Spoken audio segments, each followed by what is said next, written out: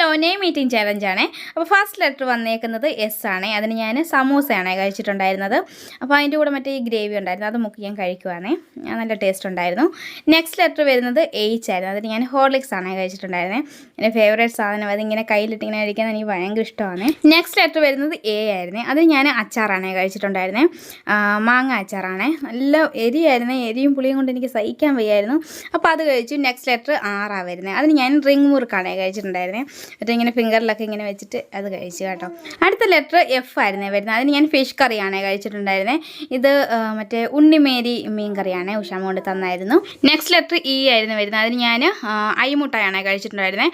അടുത്ത ലെറ്ററും ഇ തന്നെ ആയിരുന്നു. അതിന് ഞാൻ അയിമുട്ടായി തന്നെ കഴിച്ചിട്ടുണ്ടായിരുന്നു കേട്ടോ. നെക്സ്റ്റ് ലെറ്റർ വരുന്നത് എൻ ആണ്. അതിന് ഞാൻ നെയ്യപ്പമാണേ കഴിച്ചത്.